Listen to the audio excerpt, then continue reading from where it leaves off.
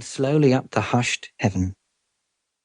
In the shadow of that strange cloud, the leaves drooped in the trees, the birds ceased their calling, and the cattle and the sheep gathered, cowering under the hedges. A gloom fell upon all the land, and men stood with their eyes upon the strange cloud, and a heaviness upon their hearts.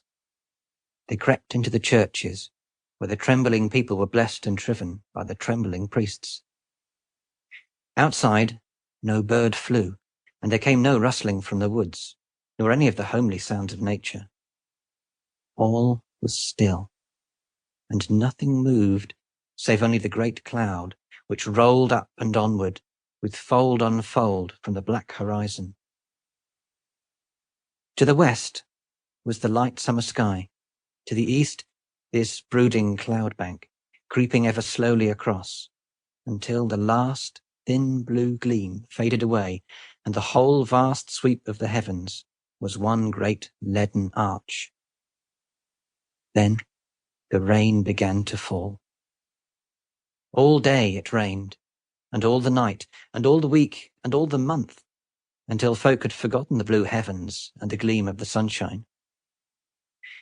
It was not heavy, but it was steady and cold and unceasing, so that the people were weary of its hissing and its splashing, with a slow drip from the eaves.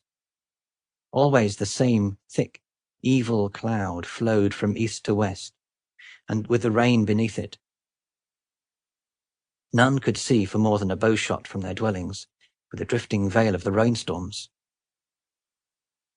Every morning the folk looked upward for a break, but their eyes rested always upon the same endless cloud, until at last they ceased to look up, and their hearts despaired of ever seeing a change. It was raining at Lammastide, and raining at the Feast of the Assumption, and still raining at Michaelmas. The crops and the hay, sodden and black, had rotted in the fields, for they were not worth the garnering. The sheep had died, and the calves also, so there was little to kill when Martinmas came, and it was time to salt the meat for the winter. They feared a famine, but it was worse than famine which was in store for them.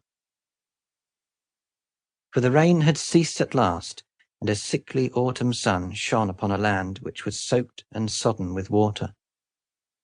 Wet and rotten leaves reeked and festered under the foul haze which rose from the woods.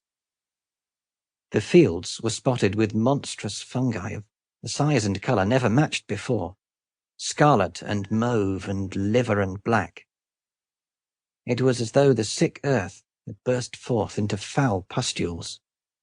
Mildew and lichen mottled the walls, and with that filthy crop, death sprang also from the water-soaked earth.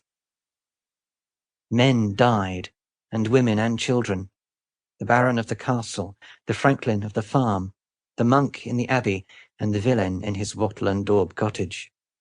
All breathed the same polluted reek, and all died the same death of corruption.